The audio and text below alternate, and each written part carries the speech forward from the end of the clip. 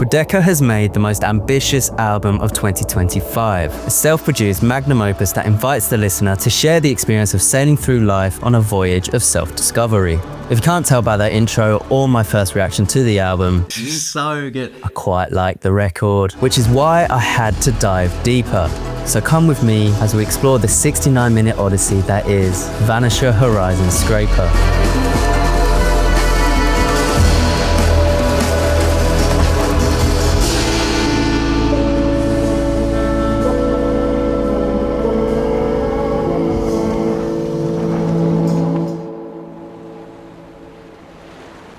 The album starts with a puzzling 6-minute ambient piece titled No Questions Asked. The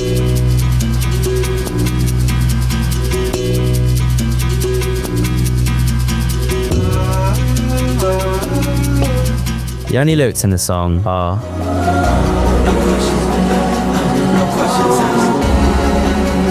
this refrain echoes again and again in a mesmerizing loop. The music swells, flowing in an unrelenting rhythm, like the endless rise and retreat of a tide that never actually breaks. Now I say it's puzzling not because of its sonic landscape, which you'll see fits seamlessly into the record. What is bugging me is that repetitive refrain. I'll be there when no one is. No questions asked. A message of loyalty, but to who? Or what? Something we won't find out to the end of the album. To give you context, Vanisher Horizon Scraper is a genre-bending, concept-driven record that fuses art pop, folktronica, hip-hop, and orchestral elements, which mirror the vast emotional and narrative scope of the story. This release via his own X8 music label marks Quadeca's 4th studio release and arrived alongside a self-directed visual film. The core idea of the album centers around a lone sailor who sets out aboard his boat, Vanisher, on a voyage of self-discovery, ultimately hoping to reach the horizon, or at least just scrape it. The horizon is a symbol of an idealistic world, a place beyond conflict, beyond confusion, a life with clarity, purpose, peace. However, by its very nature, touching the horizon is of course an impossible task. A task so great that our sailor spirals into obsession, confronting personal and cosmic turmoil. Quadeca has likened the sailor's journey to his own process as an artist, a pursuit that, in his words, is a selfish endeavor, often isolating and capable of straining relationships. So while this is undeniably a concept album built around a fictional character, it's just as clear that fragments of Quadeca's real self surface throughout the record. So yeah, it's quite the journey, but how do we get from setting sail in search of self to confronting mythical dragons? It all begins with a question. Who am I? Who am I? Till the closing door, that's been keeping score. Who am I? When the motion stops and I can't ignore. Who am I? When the light is low and there's no horizon. Who am I? On waging war, our sailor is yet to depart as he engages in a battle in his own mind. When I looked up Google's definition of waging war, I came across its definition in the context of spiritual conflict, reading, "It can refer to the struggle believers face in upholding their faith against opposing forces." Now on this track, Quadeca isn't our only voice. We also hear the gorgeous vocals of Olika in the chorus of part 1.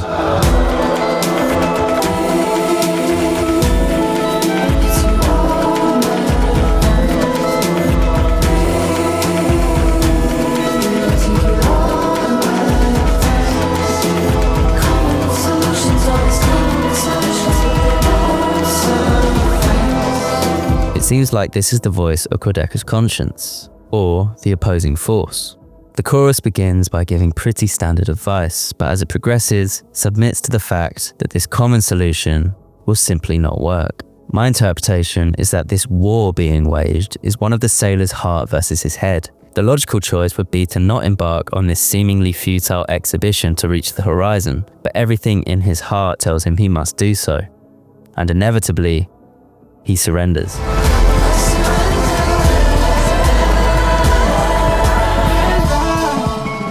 The surrender in itself is a part of the war. One line that highlights this: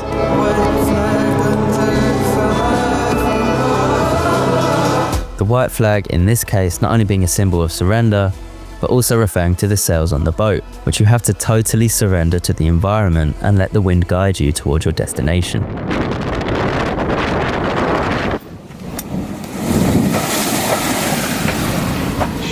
Ruin My Life follows up with a stripped back opening.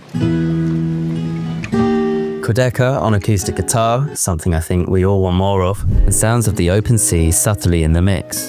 The voyage has officially begun. Okay, firstly,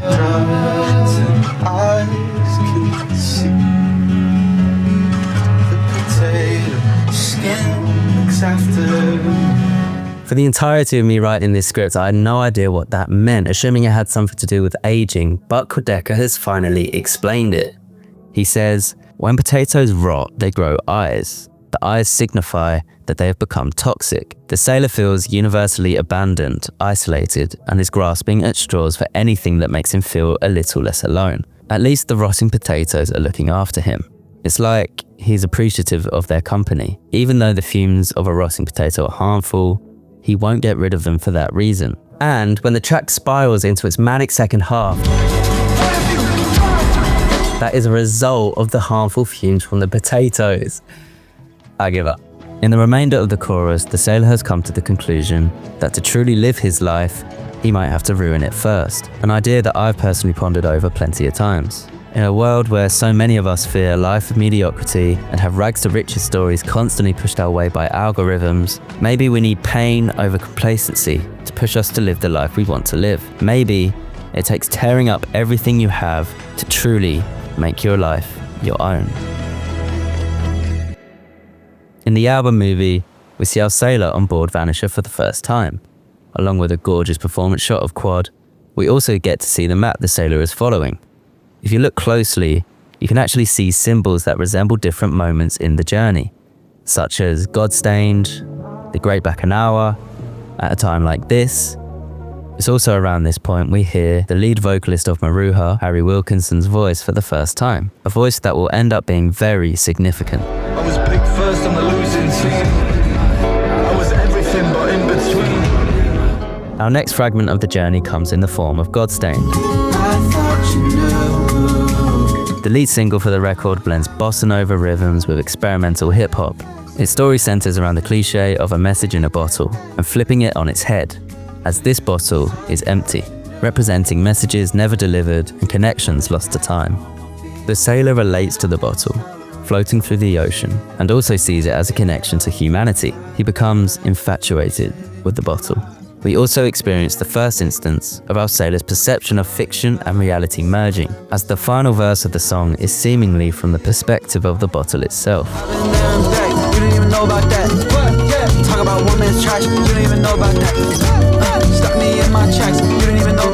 However, the final verse could also be the sailor speaking to the bottle, just one of many examples of duality that is rife throughout this record.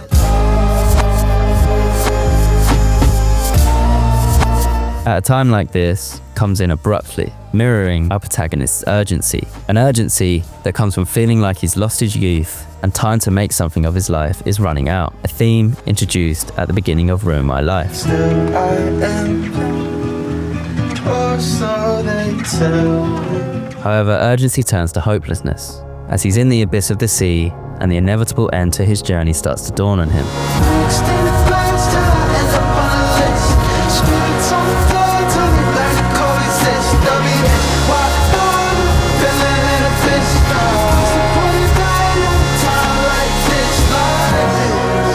Then arrives Monday, the second single in the album's rollout. Darling, don't you give up on a Monday. Monday is a love song, with each verse taking place in a different season. Verse 1 in autumn. It's that time of the year where I start getting old. Verse 2 in winter.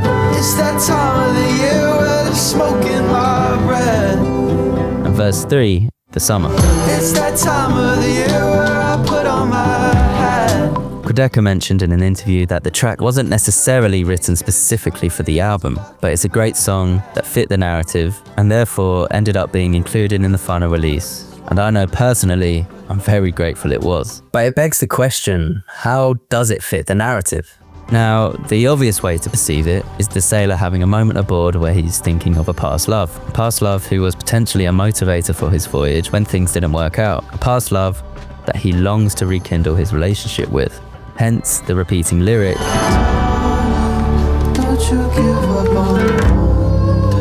Monday in this instance being a symbol for new beginnings.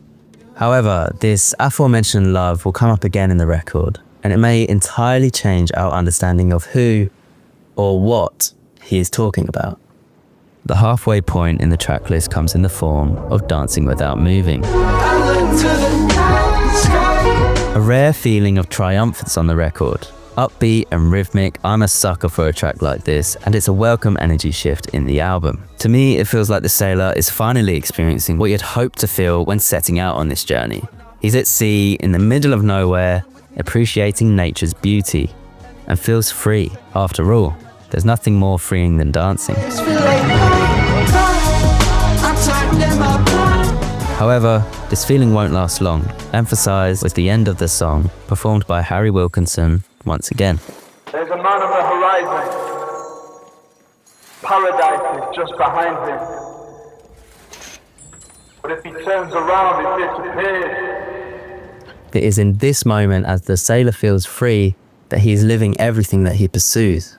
Looking up at the night sky, he is living freely in the present. But once his attention shifts back to the horizon, is the same moment that he loses everything that he is chasing.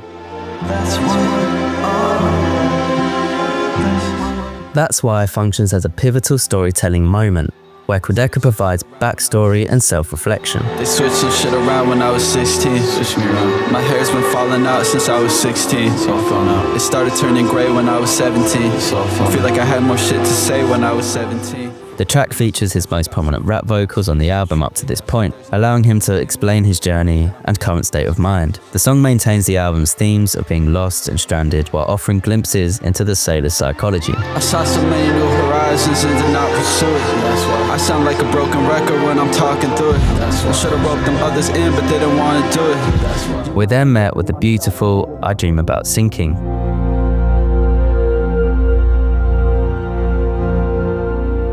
A 3-minute, 55-second ambient piece that offers true tranquility, mirroring how drowning is often cited as one of the most peaceful ways to die. Although I'm not sure how true that is. There's no lyrics in this one, but it's quite telling about our protagonist's current mindset. When I first saw the title and my reaction, I was expecting a sad song, but it wasn't so sad and instead more soothing, suggesting our sailor is now coming to peace with death, perhaps even inviting it. It's the calm before the storm, gently carrying us into the album's intense final stretch. Natural Causes marks the moment our sailor begins to unravel.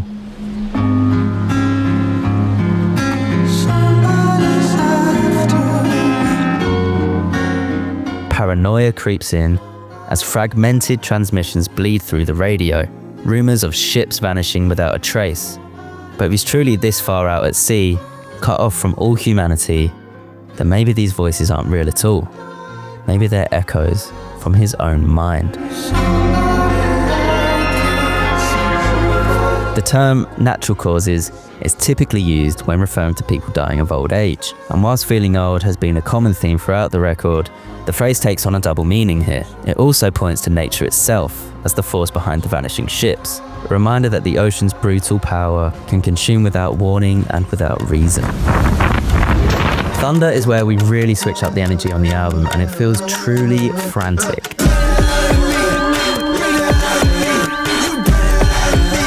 In the midst of the sailor's spiraling well-being, he begins to see himself as a deity.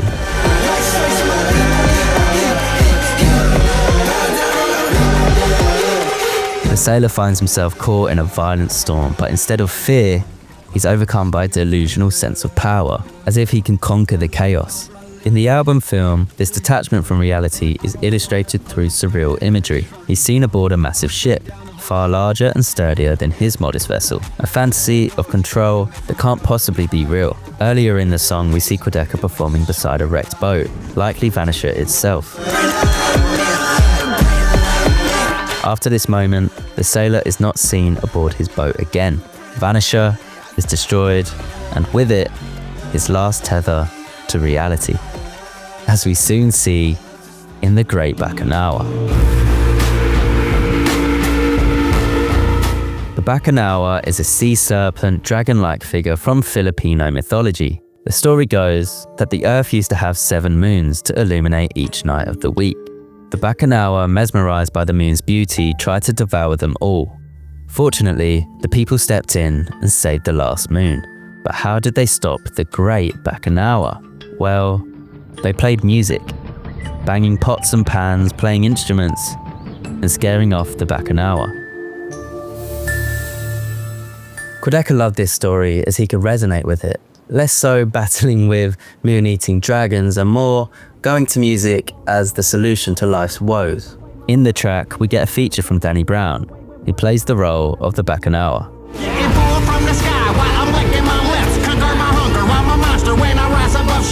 You might think this is a bit crazy, but on Quadeca's last project, Danny played the role of carbon monoxide, so at this point, the wild roleplay is becoming a pretty standard practice.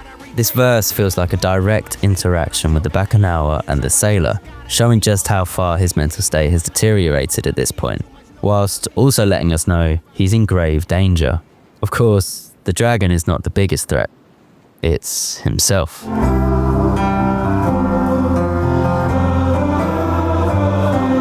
The penultimate track, Forgone, is Quadeca's self-proclaimed opus of the record.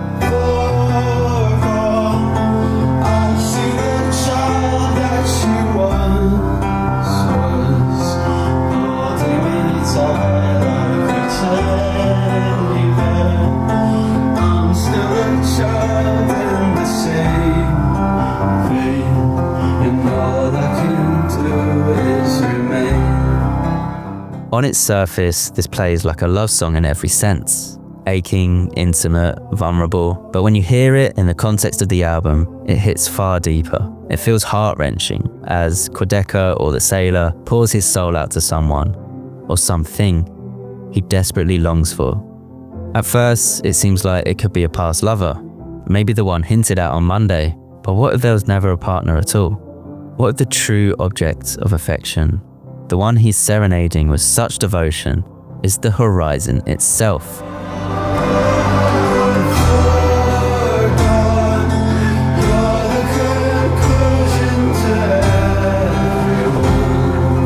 Throughout the album, there's a constant yearning for youth and a rejection of aging. The horizon is the idealistic world for everyone, the conclusion for everyone.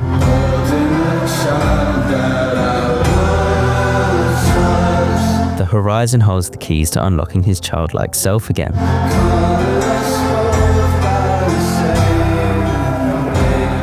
The horizon still sees him as that child. And all he can do is keep trying to scrape it.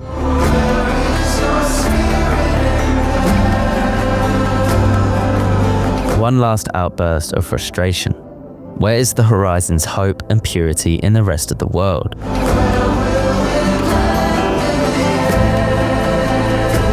The horizon, forever unattainable, forever moving.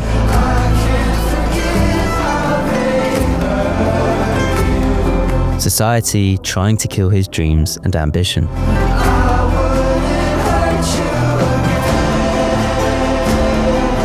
But now, he's fully committed.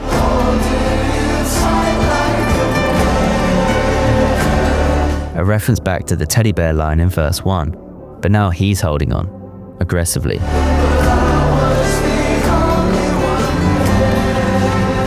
A reminder that he's now all alone.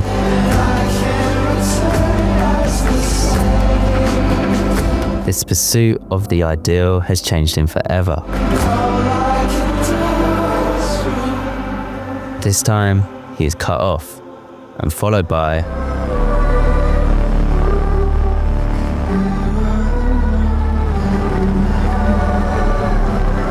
the horizon will remain forever, and it seems clear now, more than ever, the sailor will not be. Now, Casper, where do I even begin?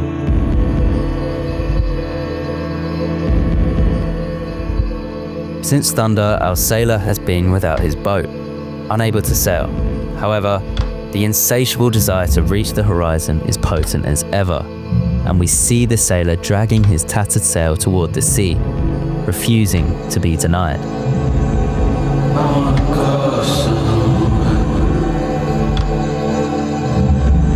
Why can't we just go somewhere? Can we go somewhere? The song starts with a downbeat, almost defeated sounding intro, reinforcing the obsession with the desire to find somewhere like the horizon. Then returns the voice of Harry Wilkinson, who will see out the rest of the record with a mighty spoken word monologue that perfectly ties together all the preceding tracks. And in all honesty, this track deserves its own video, but for now, we'll just have to pull some highlights. You were born with a puzzle to solve. You're not high, you just became a child. Back on the song Waging War, the very beginning of this journey, our protagonist asks himself, When I'm high, that's the way I make it. Back the seas and I see me there. He's been waiting long. a passage that I just could not wrap my head around until now. When the sailor is high, he believes he's parting the sea, creating a path to venture deeper into the unknown. The ocean doesn't actually part, of course, but that illusion is sustained by his sailboat. The boat is his vessel, not just literally, but metaphorically, for imagination, curiosity, and self-discovery. It keeps him afloat atop the abyss, allowing him to dream safely. We see this same delusion as the instrumental bridge comes in and the sailor starts charging into the sea. Only this time, he does not have Vanisher anymore to keep him safe.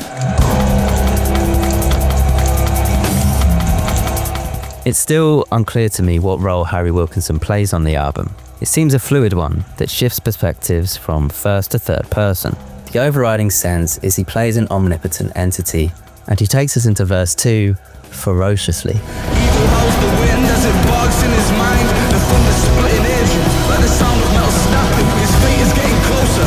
Faith was always lacking. Time is of the essence. Embrace or let it go. A solace inside courage. Intuition always known, but the darkness so consuming. The only life he's shown is the heavens open wide. It's hell on earth he knows.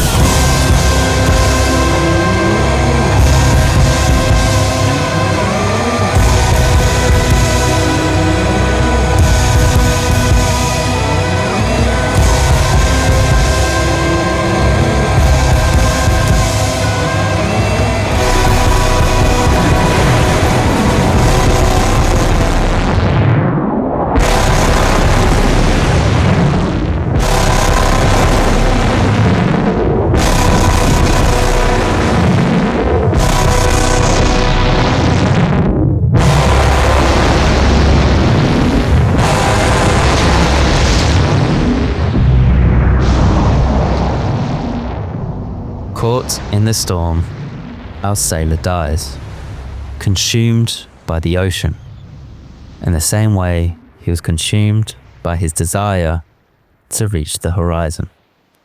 The sailor's death was something that had been foreshadowed throughout the record. When I'm high, that's the way I make it. Back the seas and I see me there. He's been waiting long. When my heart becomes whole again, whatever gets me, don't get me wrong. Whatever gets me probably had me all along. The title of this song itself is foreshadowing. CASPER, with the most common explanation I've seen for this being a link to the well-known friendly ghost. Oh no, please don't scream. I promise I won't hurt you. However, I have a feeling this could also be the sailor's name. His name only being revealed to us at the moment of his death. A death suffered in the pursuit of something bigger. Whilst this seems like the end, something interesting happens. If you put the album on repeat, CASPER seamlessly fades into No Questions Asked.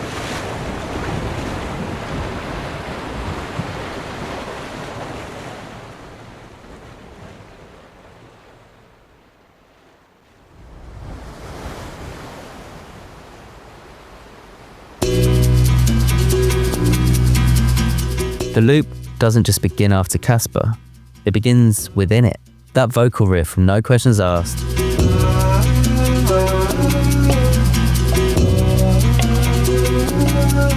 reappears in the second half of CASPER.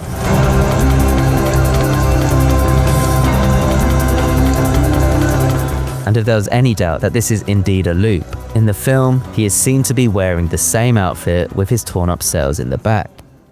But why? If our sailor is dead and the journey ends here, then how can this story be cyclical?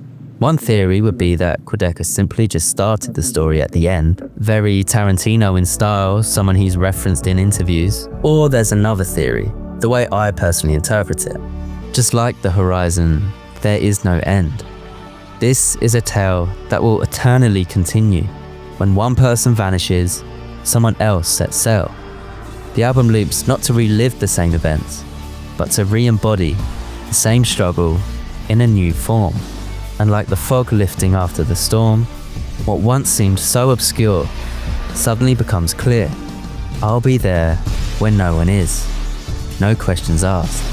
It's an oath, a vow passed on, a loyalty to the journey, as if a new soul is taking on the curse of the Sisyphean task that is seeking the meaning of life.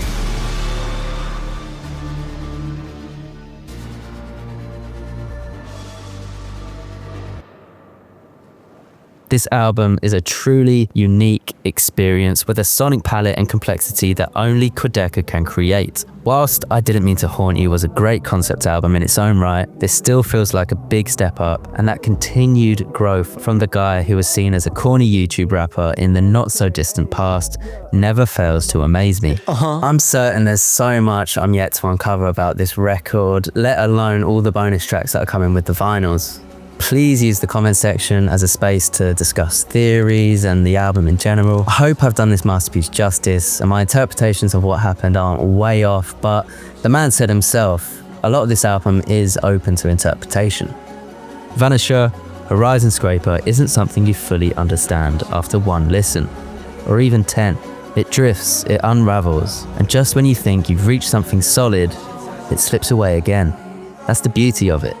Like the sailor, you're not meant to arrive, you're meant to keep sailing, to loop back, to chase meaning, lose it, and chase again.